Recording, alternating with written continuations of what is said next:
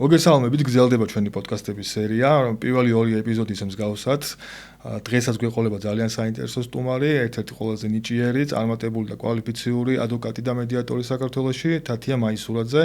მოგესალმებით, თათია, მადლობას გიხდით ჩვენთან სტუმრობისთვის.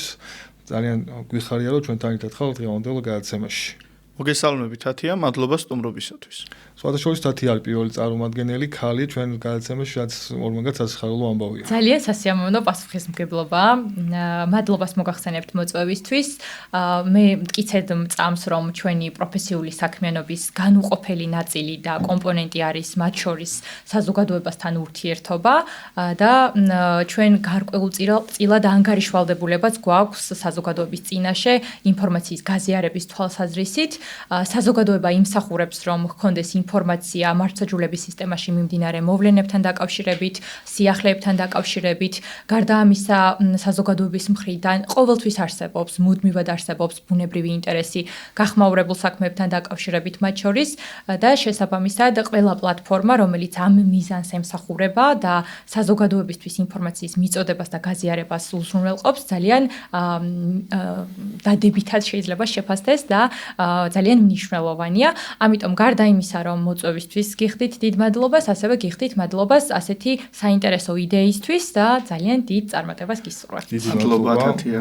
პირველი კითხვა რაც დაგისვამ, რა მნიშვნელობა აქვს დაზარალებულების უფლების წარმოშობას გამოძიების ეტაპზე და მისი უფლების აღდგენის თვალსაზრისით?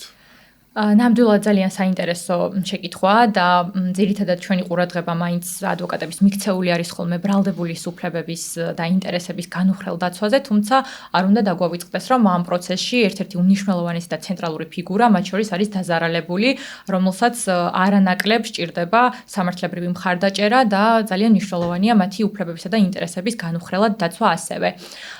პირველ რიგში მინდა აღვნიშნო ის, რომ წლების განმავლობაში, როდესაც ჩვენ გვიწევს შემხებლობა გქონდეს არაერთ სისხლის სამართლის საქმესთან, დანამდვილებით შეგვიძლია ვთქვათ, რომ ყველა სისხლის სამართლის საქმეში დაზარალებულად ცნობილი პირი არ არის ჭეშმარიტად დაზარალებული, ისევე როგორც ბრალდებულად ცნობილი პირი არ არის ყველა საქმეში დამნაშავე. შესაბამისად, ჩვენი გარკვეულწილად გამოწვევა ადვოკატების არის ისიც, რომ თვითგამორკვევის საფუძველზე სწორედ იმ მხარეს წარმოვადგენდეთ, რომელი მხარესაც გვჯერა და ეს რწმენა ჩვენი დასაცავი პირის სიმართლის და პოზიციის მიმართებით ძალიან დიდ ძალას გვანიჭებს და უფრო მეტად ასე ვთქვათ შეუპოვარ და ეფექტურ დამცველად გვაქცევს ხოლმე ამ პროცესში. რაც შეეხება დაზარალებულების ინტერესების დაცვას, ამ თვალსაზრისით ძალიან საინტერესო შეკითხვაა და აქცენტს გავაკეთებ იმაზე, გამოძიების ეტაპზე ამ სტატუსის მინიჭება რა სამართლებრივ უფლებებს ანიჭებს პიროვნებას.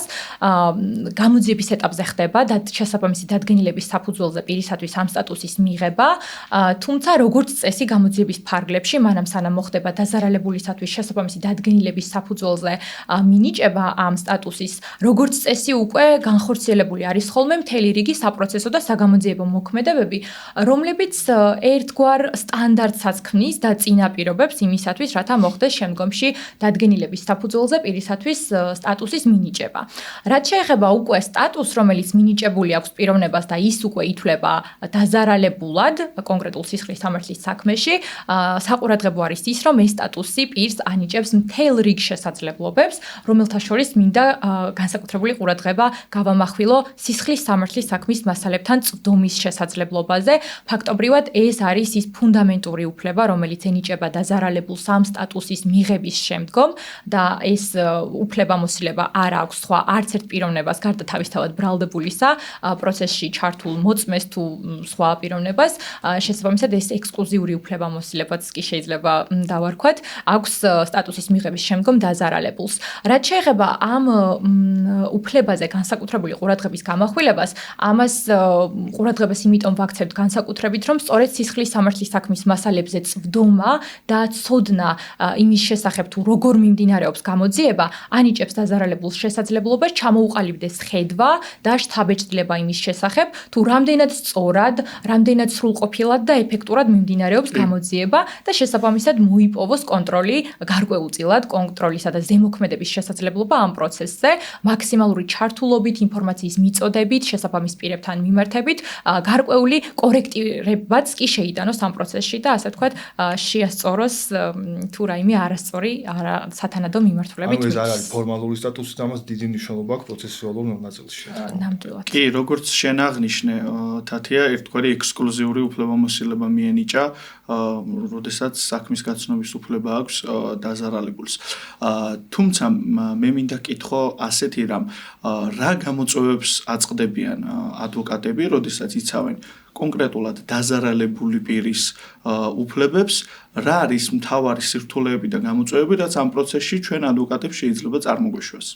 როდესაც ჩვენ ვსაუბრობთ დაზარალებულის სტატუსის მიღებაზე და იმ ძირითად ბენეფიტზე, რომელსაც ეს სტატუსი ანიჭებს დაზარალებულ პიროვნებას, კერძოდ საქმის მასალებთან წვდომის შესაძლებლობაზე, პრაქტიკული თვალსაზრისითაც სწორედ ამ მიმართულებით უკიდურესად არა ერთგვაროვან პრაქტიკაზე გავამახვილებდი ყურადღებას და საუბარი არის იმაზე, რომ მიუხედავად იმისა, რომ სისხლის სამართლის საპროცესო კანონმდებლობით მოწესრიგებულია ეს საკითხი და გარდა ამისა არსებობს საქართველოს საკონსტიტუციო სასამართლოს გადაწყვეტილება და სასამართლოს ხედვა აბსოლუტურად ნათელი არის ამ გადაწყვეტილებიდან გამომდინარე, ჩვენ მაინც, როდესაც წარმოვადგენთ დაზარალებულების ინტერესებს, გვიწევს ხშირ შემთხვევაში ბრძოლა საქმის მასალების ასლების მოპოვებასთან დაკავშირებით. ამის განმაპირობებელი ფაქტორი ისიც ხომ არ არის, რომ ახალია ეს ეტაპი და ადრე არ იყო ასეთი რამ გათვალისწინებული კანონში და არ ქონდა დაზარალებულს უფლება, რომ გაცნობოდა.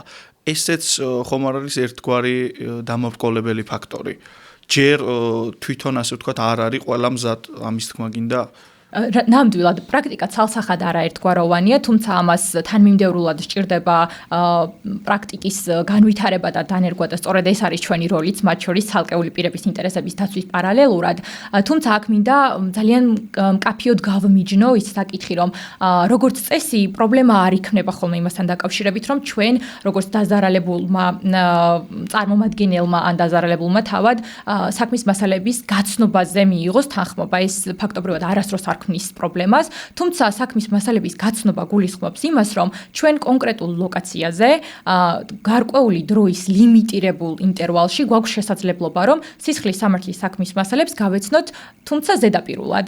გამომდინარე იქიდან, რომ დამეთანხმებით დარწმუნებული ვარ, სისხლის სამართლის მასალები მოითხოვს სიღრმისეულ ანალიზს ყოველ ცალკეულ შემთხვევაში და კონკრეტულ დროის ინტერვალში ერთჯერადად ეს შეუძლებელია, რომ ამოწურო და შინაარსში შეხვიდე სიღრმისეულად, სხვანაირად ვერ განახორციელებ ეფექტურ დაცვას შენი დასაცავი პირისა და ეს რა თქმა უნდა ყველანაირ უფლებას არ ღვევს და ცხადია რომ არ მივესალმებით ამ დაშვებას და ამ თანხმობას მარტოოდენ, თუმცა როდესაც უკვე საუბარი არის საქმის მასალების ასლების გადაღებაზე, რაც შესაძლებლობას გვაძლევს რომ ეს საქმის მასალები ასლების სახით გქონდეს უშუალოდ ჩვენ და რამდენი დროც მიგვაჩნია რომ კონკრეტული საქმის სიღრმისეულად გასაცნობად არის საკმარისი, სწორედ იმდენი დრო დავუთმოთ და სწორედ იმ გარემოში, რომელიც ჩვენთვის კომფორტული და მოსახერხებელია საქმის მასალების გასაცნობად და არა პირობითად ეს იმპერატიულად განყოფილებაში, როგორც ხდება ხოლმე გაცნობა საქმის მასალების ახშირ შემთხვევაში.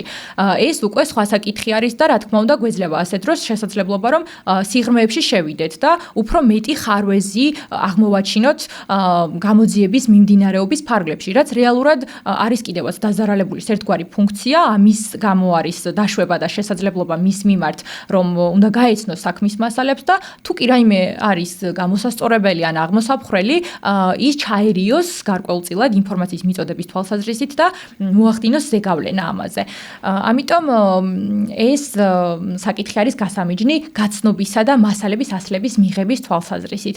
ვფიქრობ, რომ ამ თვალსაზრისით თქვენი შეკითხვის პასუხად ასევე საინტერესო იქნება ისიც, რომ ხშირ შემთხვევაში, როდესაც მიუხედავად ძალიან ბევრი ბერკეტის გამოყენებისა, ჩვენ მაინც გარკვეულ შემთხვევებში ვერ ვიპოვებთ ხოლმე საქმის მასალების ასლებს და იძულებული ვართ გავეცნოთ მხოლოდ მასალებს და როდესაც ასეთ შემთხვევებში ვეცნობით ხოლმე მასალებს, საქმის მასალებში ყველა ძირითად შემთხვევაში აღმოჩნდება ხოლმე მოწმეთა მხრიდან, გამოკითხულ მოწმეთა მხრიდან ხელწერილები, რომელიც გაფორმებული არის შესაბამის უფლებამოსილების მქონე პირთან, იმის შესახებ, რომ ისინი საქმის დეტალებზე, ინფორმაციაზე არ ისაუბრებენ სხვა პირებთან, ეგრეთ წოდებული გაუთქმელობის, კი. და ამ თვალსაზრისით აღსანიშნავი არის ის, რომ თუ კი ნებისმიერ მოწმეს საქმეში გამოკითხულ ნებისმიერ მოწმეს აქვს შესაძლებლობა იმისა, რომ ამ ხელწერილის საფუძველზე ნდობა მოიპოვოს სამართალდამცავი ორგანოების მხრიდან და სამართალდამცავი ორგანოები ამ ხელწერილის საფუძველზე ერთგვარ ნდობას უცხადებენ მას, რომ ნამდვილად არ გაამხელს გამოძიებისთვის საინტერესო ინფორმაციას, მაშინ რატომ შეიძლება რისკები უფრო გადაჭარბებულად იქნეს შეფასებული დაზარალებული შემთხვევაში, როდესაც დაზარალებულს ბუნებრივად უფრო მეტი ინტერესი აქვს, რომ მისი საქმის წარმოება, მასთან დაკავშირებული საქმის წარმოება განუხრელა და ზედმიწევნით წავიდეს. ხშირად უარს სწორედ ამით ასაბუთებენ ხოლმე, როდესაც საქმის მასალების ასლების გადმოცემაზე გვეუბნებიან უარს, რომ შესაძლებელია დაზიანდეს გამოძიების ინტერესი და დაზარალებულმა განზრახ ან უნებლიეთ გაავრცელოს ის მასალები, რომელიც მას გადაეცემა გამოძიების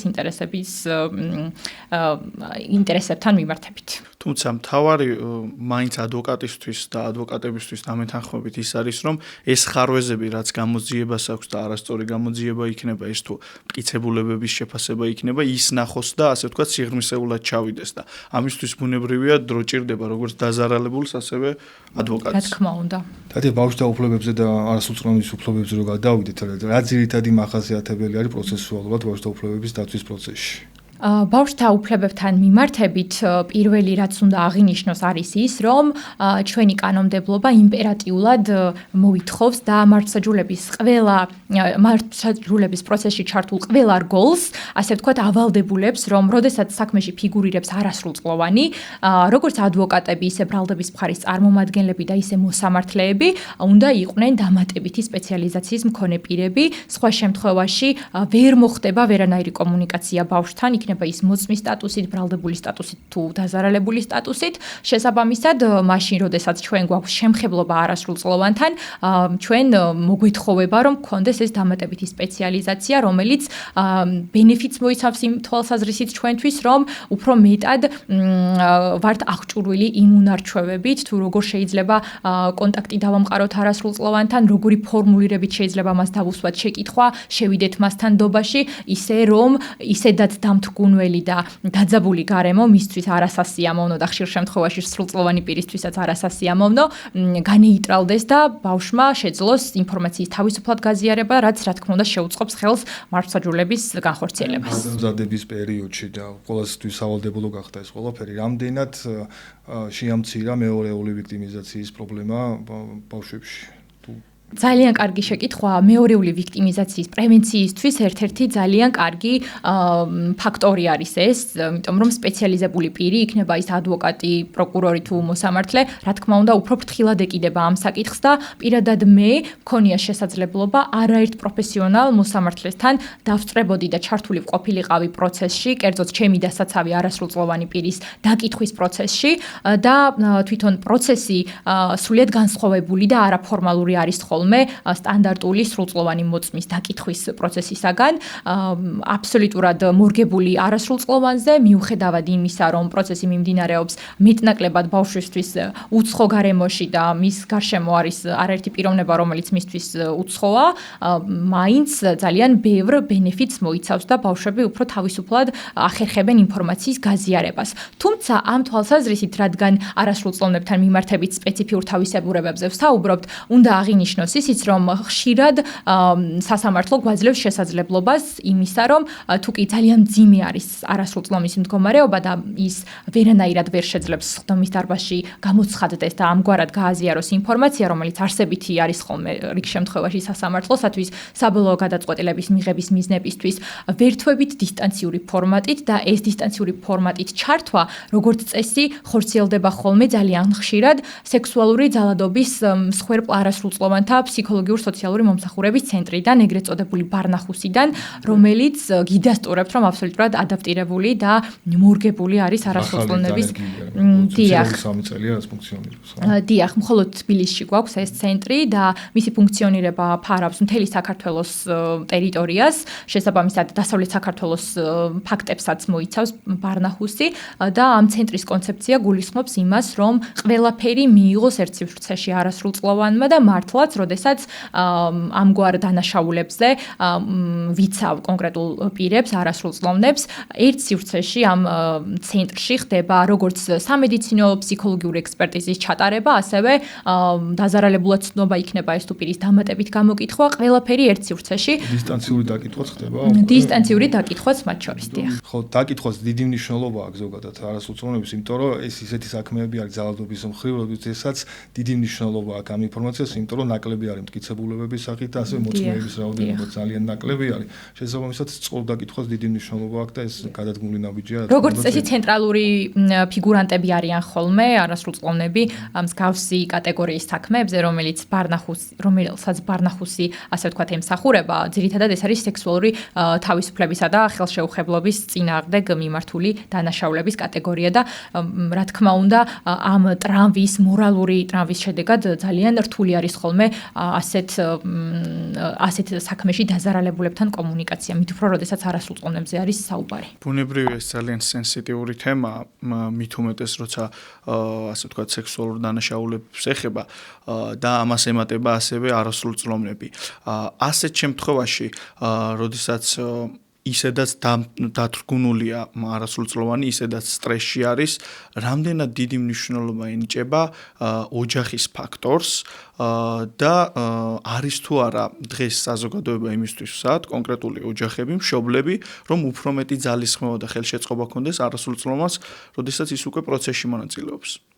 არის ცალკეული შემთხვევები, როდესაც არასრულწლოვანთან მიმართებით ოჯახი არის პირველი და უდიდესი მხარდამჭერი, რაც რა თქმა უნდა ასეც უნდა იყოს და ყველანაირად უჭერენ მხარს და გვეხმარებიან უფლებადამცველებს, რომ განუხრელად იყოს დაცული ბავშვის ინტერესები და არ მოხდეს მისი მეორეული ვიქტიმიზაცია. თუმცა პირიქითაც არის ხოლმე. თუმცა სამწუხაროდ პირიქითაც არის და იმდენად მძიმედ არის, რომ ცალკეულ შემთხვევებში სწორედ ოჯახის წევრები არიან ხოლმე ის პირები, რომლებიც საქმეში ბრალდებულის სახით გვევლინებიან და მტკიცებულებებით ძირითად შემთხვევებში დასტურდება, რომ სწორედ ისინი არიან დანაშაულის ჩამდენი პირები.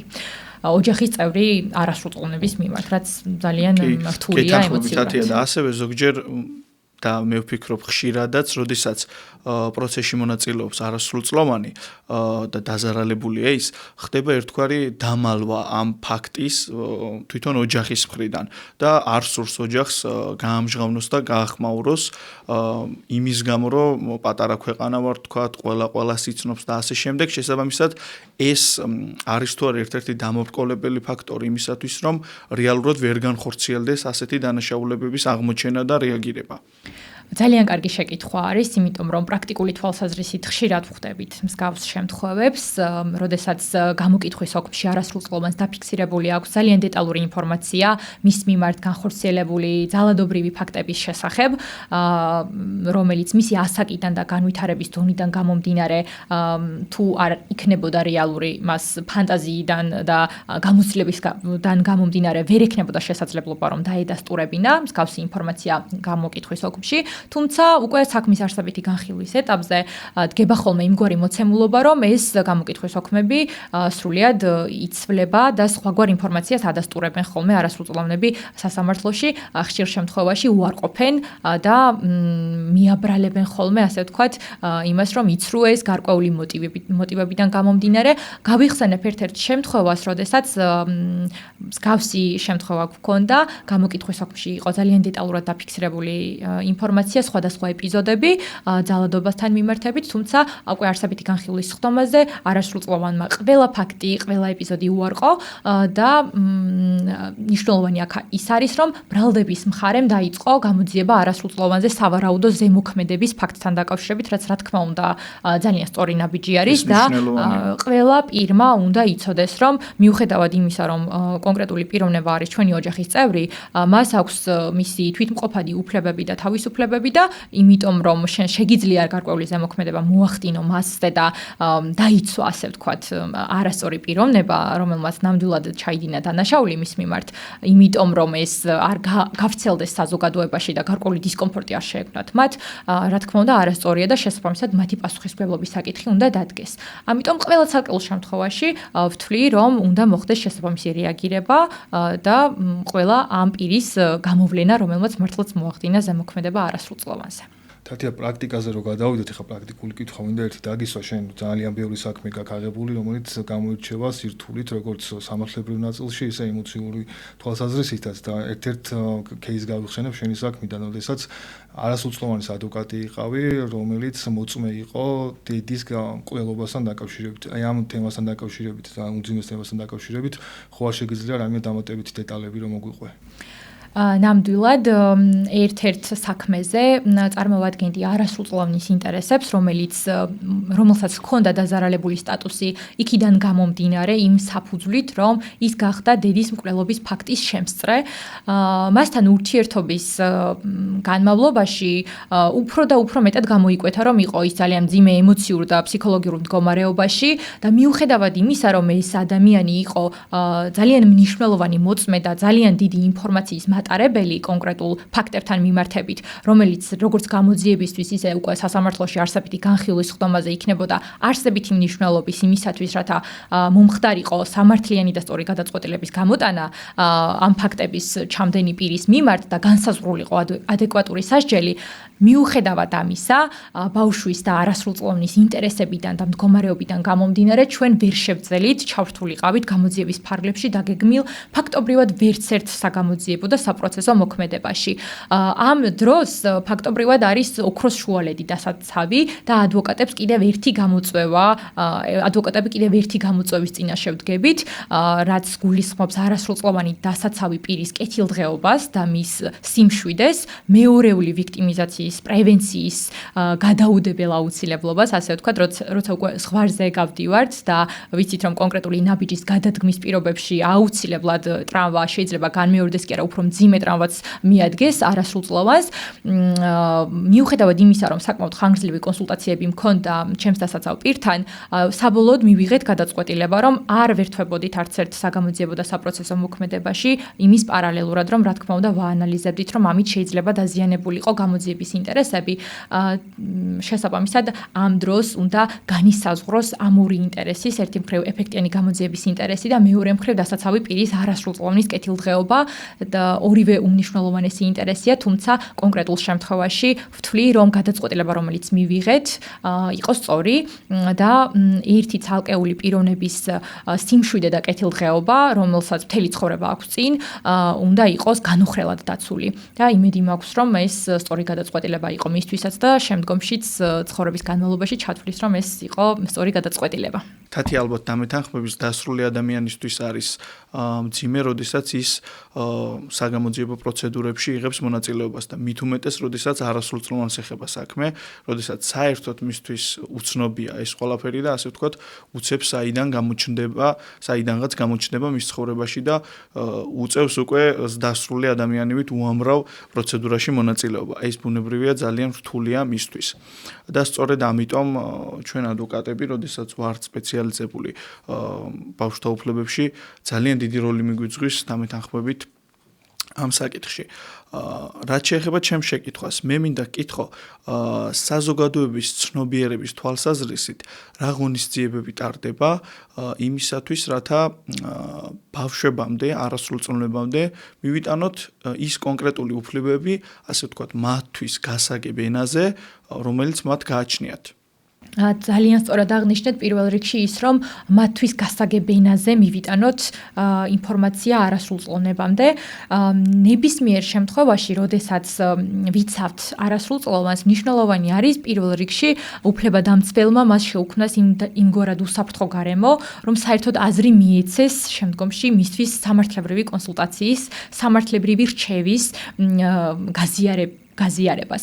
იმიტომ რომ თუ ბავშვი ფიქრობს და თვლის რომ საფრთხეშია და არ გრძნობს თავს უსაფრთხოდ, როგორი კვალიფიციური და თანმიმდევრულიც არ უნდა იყოს იურიდიული კონსულტაცია, რა თქმა უნდა მათთვის გასაგებ და შესაძლო ენაზე, ეს ინფორმაცია დარჩება ცარიელ სიტყვებად, ამიტომ არასრულწლოვანთან მუშაობა ძალიან ბევრ პერიპეტიას და ძალიან ბევრ ასპექტს მოიცავს და ბევრ სხვა უნარს საჭიროებს ადვოკატისაგან, ვიდრე ჩვეულებრივ პირობებში სრულწლოვან დასაცავ პირთან, რომელსაც თავისუფლად ესმის ხოლმე როგორც წესი, რამდენად მნიშვნელოვანია გამოძიების ინტერესი, რამდენად მნიშვნელოვანია მისი აქტიური მონაწილეობა გამოძიების ფარგლებში და ცალკეული აქტივობა, რომელსაც იგი განახორციელებს, შეიძლება იყოს გადამწყვეტი საქმეზე საბოლოო გადაწყვეტილების თვალსაზრისით. რაც შეეხება აქტივობებს, რომლებიც იგეგმება და ნამდვილად ძალიან ბევრი იგეგმება, სხვადასხვა უწყების წარმომადგენლები ხშირად ხვდებიან არასრულწლოვნებს და აწვდიან ინფორმაციას მათი საქმიანობების შესახებ. ნებისმიერ შემთხვევაში ეს ძალიან მნიშვნელოვანი არის, რადგან სწორედ ადრეული ასაკიდან ინფორმაციის მიწოდება და გაზიარება არის ფუნდამენტი იმისა, რომ შემდგომში არასრულწლოვნები ისწავლიან, როგორ უნდა დაიცვან საკუთარი უფლებები, როგორ უნდა სცენ პატივი სხვა ადამიანთა უფლებებს და საბოლოო ჯამში გვეყოლება საზოგადოება ამ არასრულწლოვნების, ასე ვთქვათ, სახით, რომელსაც შეუძლია აიღოს პასუხისმგებლობა არა მხოლოდ საკუთარი კეთილდღეობის, საკუთარი უფლებების დაცვის თვალსაზრისით, არამედ სხვა ადამიანთა კეთილდღეობაზე, რაც ძალიან მნიშვნელოვანია და უმნიშვნელოვანეს კომპონენტს წარმოადგენს საზოგადოების კეთილდღეობისა და განვითარებისათვის. პირადად მე ძალიან აქტიურად ვარ ჩართული არასრულწლოვანებთან შეხვედრებში, აქტივობებში, რომელიც მათთან იგეგმება და ვცდილობთ რომ გავუზიაროთ მათ ისეთი ინფორმაცია, რომელიც მათი ასაკიდან გამომდინარე არის ძალიან მნიშვნელოვანი და პრიორიტეტული, მათ შორის სოციალურ სივრცეში და სოციალური სივრციდან მომდინარე რისკები, რომელიც ძალიან დიდ საფრთხეს მოიცავს განსაკუთრებით არასრულწლოვნებისათვის და სამწუხაროდ ძალიან ბევრი შემთხვევა არის, როდესაც სოციალურ სივრცეში ჩადენილ დანაშაულებთან მიმართებით არიან ხოლმე დაზარალებული სტატუსის მქონე პირები არასრულწლოვნები. ამიტომ ეს ინფორმაცია მათ შეიარაღებას უკეთებს ერთგვარად, როგორ უნდა დაიცვან თავი, რა დროს როგორ უნდა მოიქცენ და ვისთან არ უნდა შევიდნენ დოქში. ყველაფერში ადვოკატის როლსაც ძალიან დიდი მნიშვნელობა აქვს. რა თქმა უნდა. სამწუხაროდ ჩვენ საქმეში უკვე მაშინ ვერთვებით ხოლმე, როდესაც მორალური ზიანი უკვე სახეზე არის არასრულწლოვან დაზარალებულთან მიმართებით და როდესაც ჩვენ ცნობიერების ამაღლებაზე ვსაუბრობთ, ამ შემთხვევაში გვაქვს შესაძლებლობა, რომ ამ სიღრმემდე, ამ სირთულემდე არ მივიდეს საქმე და არასრულწლოვანმა იცოდეს, რა შეიძლება მოყვეს სოციალურ სივრცეში რისკის შემცველ კომუნიკაციას და თავი არიდოს მას. დამეთანხმებით სოციალური ქსელების მასშტაბურობამ გამოიწვია, რომ უფრო მეტი დანაშაული შეიძლება მოხდეს სწორედ სოციალური ქსელების მეშვეობით. თუმცა ასევე შეგვიძლია სოციალური ქსელები გამოვიყენოთ იმ თვალსაზრისით, რომ უფრო მეტად ცნობიერი გავხადოთ, რა უფლებები გააჩნიათ არასრულწლოვნებს და ასევე დაზარალებულებს. ამ მხრივ მაინტერესებს შენი კომენტარი, თათია. გეთანხმები აბსოლუტურად, როგორც სოციალური მედია, ისე ნებისმიერი საკითხი შეიძლება დავინახოთ როგორც დადებითი, ისე უარყოფითი ასპექტით და სოციალური სივრცეც არ უნდა განვიხილოთ იმ მანკიერი და იმ უარყოფითი ასპექტით, რომ მაინც და მაინც ეს იყოს სივრცე, სადაც ადამიანი ჩაიდენს დანაშაულს. თუმცა რეალობა არის ესეთი, რომ ძალიან მრავლად არის სოციალურ სივრცეში ესეთი ფაქტები, როდესაც არასრულწლოვნებთან ხდება დაკავშირება როგორც წესი ყალბი ანგარიშებით და მათთვის გარკვეული ინტიმური ხასიათის ფოტო თუ ვიდეო მასალის გაზიარება. ძალიან მომრავლდა სამწუხაროდ მსგავსი შემთხვევები და ასეთ დროს მორალური ზიანის საფუძველზე, რომელიც ადგებათ არასრულწლოვნებს, ისინი იღებენ ხოლმე დაზარალებული სტატუსს, თუმცა რეალურად ამ პირვანდელი მდგომარეობის აღდგენა არის გარკვეულ შემთხვევებში შეუძლებელი და როგორც არ უნდა ჩავერიოთ და როგორი განუხრელიც არ უნდა იყოს შემდგომი სამართლებრივი პროცედურები, ამ ზიანს ვეღარ ვანაზღაურებთ. თუმცა აი ამ თემამაც გამოიწვია ეს ფაქტი, რომ დაზარალებულ ცნობას ძალიან დიდი მნიშვნელობა აქვს, თუნდაც ამ ხელს წვებოდი იქიდან გამომდინარე და საერთაშორისო პრაქტიკაც ეგეთი არის, ადამიანის ევროპული სასამართლოს პირდაპირ განმარტებული, რომ თუ სახელმწიფო დაზარალებულად არ ცნობს პირს, მაშინ სრულფასოვანი გამოძიება ვერ იქნება ჩატარებული. ნამდვილად ძალიან საინტერესო არის ზოგადად სასამართლო პრაქტიკა და ხედვა სასამართლოსი ამ მიმართულებით. ერთი მხრივ სასამართლოს პრაქტიკა, რომელიც საქართველოში გვაქვს, მათ შორის საქართველოს საკონსტიტუციო სასამართლოს ხედვა, რომელიც განმარტავს, რომ დემოკრატიულ სახელმწიფოში, სადაც სახელმწიფოს პასუხისმგებლობის ტვირთი არის შესაბამისი სათანადო რეაგირება დანაშაულზე, სახელმწიფო და დაზარალებული ერთგვარი მოკავშირეებიც კი არიან, რადგან მათ აქვთ საერთო ინტერესები და მიზნები, მოხდეს პასუხისმგებელი პირების გამოვლენა, მოხდეს ადეკვატური სასჯელის განსაზღვრა შესაბამისი პირის მიმართ, განხორციელდეს ხარისხიანი მართლმსაჯულება, თუმცა ეს ინტერესთა თანხვედრა ასევე სასამართლოს განმარტებით არ გამორიცხავს იმას, რომ დაზარალებულის მხრიდან საჭირო არის საგამოძიებო ორგანოებზე კონტროლის საკითხი, პირიქით ეს კონტროლი რიგ შემთხვევებში არის სასარგებლო და აუცილებელიც კი, იმიტომ რომ ხარისხი გაიზარდოს მართლმსაჯულების გამოძიების ეფექტიანობა და შემდგომში თავისთავად მართლმსაჯულების ხარისხი გაუმჯობესდეს. თუმცა ამ თვალსაზრისით გარკვეულწილად განსხვავებული არის ადამიანის უფლებათა ევროპული სასამართლოს ხედვა. ბერგერი საფრანგეთის წინააღმდეგ არის ასეთი გადაწყვეტილება, სადაც სასამართლო უთითებს, რომ არ შეიძლება დაზარალებულისა და ბრალდების მხარის, ამ შემთხვევაში სახელმწიფოს გაიგივება ერთმანეთთან, მათი ინტერესები არ არის იდენტური აბსოლუტურად და დაზარალებულ პიროვნებას აქვს მაინც საკუთარი განსხვავებული ინტერესები და მიზნები კონკრეტულ შემთხვევაში. ამიტომ ეს განსხვავებული ხედვა მაინც შესამჩნევი არის, როდესაც პრაქტიკას ვეცნობით. თუმცა ნებისმიერ შემთხვევაში, როგორიც არ უნდა იყოს ხედვა და რა გარკვეული ასპექტებიც არ უნდა იყოს განსხვავებული ქართული სასამართლოს ხედვასა და ადამიანის უფლებათა ევროპული სასამართლოს ხედვას შორის, ერთი საერთო კვეთა და უმნიშვნელოვანესი საერთო წერტილი არის ის, რომ ყველა თანხმდებით იმაზე, რომ დაზარალებულს აქვს განსაკუთრებული უფლება საქმის მასალების გაცნობის და ამ გზით ეფექტიან გამოძიებაზე კონტროლისა და გარკვეული ზეგავლენის მოხდენის შესაძლებლობა. ეს ცალსახად ყველა თვალსაზრისით არის დადასტურებული. ეთანხმები თათია, ბოლო შეკითხვა მინდა ისეთი დავსვა, რა რეკომენდაციები შეგიძლია მისცე როგორც ადვოკატმა იმ ადამიანებს, იქნება ეს მშობელი თუ ოჯახის წევრები, რომლებსაც დაატყდათ ეს სიტუაცია თავს და მათი ოჯახის წევრი, რომელიც არის არასრულწლოვანი, დაზარალებულია და მოხდა გამოძიების პროცესში. შენი როგორც ადვოკატის გადმოსახედიდან რა რეკომენდაცია შეგიძლია მისცე? ბუნებრივია ეს საზოგადოების ცნობიერების ამაღლებასაც მოემსახურება. რა თქმა უნდა, ძალიან მნიშვნელოვანი კითხვაა. ზოგადად მშობლის მხარდაჭერა არა მხოლოდ მსგავს შემთხვევაში, არამედ ყველა სხვა ნებისმიერ შემთხვევაში არის ძალიან მნიშვნელოვანი არასრულწლოვნისათვის, მისი განვითარებისთვის, მისი თვითშეფასების ჩამოყალიბებისათვის და მით უფრო, როდესაც ვსაუბრობთ იმ შემთხვევაზე და იმ რთულ პერიოდზე, რომელსაც არასრულწლოვანი კიდევ უფრო მეტი სიმძაფრით განიცდის, მშობლების მხარდაჭერა და ზოგადად ოჯახის წევრების მხარდაჭერა არის უმნიშვნელოვანესი იმისათვის, რათა განეიტრალდეს შეძლების დაგვარად ის მორალური ზიანი, რომელიც მას მიადგა და რომლის საფუძველზეც მას აქვს სისხლის სამართლის წარმოების პროცესში დაზარალებული სტატუსი. ამიტომ გაორმაგებული მხარდაჭერა არის ასეთ შემთხვევაში არასრულწლოვნისთვის საჭირო, თუმცა ჩვენ უფლებადამცველები და სამართალწარმოება ამ პროცესში არის იმდენად გამართული, რომ ბავშვს ამ პროცესში ასევე მხარს უჭერს ფსიქოლოგი, სოციალური მუშაკი და პროცესში ჩართული არასრულწლოვანი, ასე ვთქვათ, აღჭურვილია ყველა იმ შესაბამისი პირით, რომლის მხარდაჭერა შეიძლება პროცესში დასჭირდეს არასრულწლოვანს, მაგრამ ეს მაინც დროებითი პროცესია და შესაბამისად მუდმივი მხარდაჭერა არასრულწლოვანს ყველა შემთხვევაში სჭირდება მშობლისგან. მას მეგონი საინტერესო ეთერი გამოგვივიდა, სტუმარი ძალიან საინტერესო გყავდა, ბევრ საინტერესო თემაზე ვისაუბრეთ და დაგვრჩა რაღაც თემები გასავლელი, თუმცა დროის უქონლობის გამო ვერ ვახერხებ, თუმცა სხვა დროსაც იმედია გვესტუმრები და იქნები ჩვენთან სტუმრად.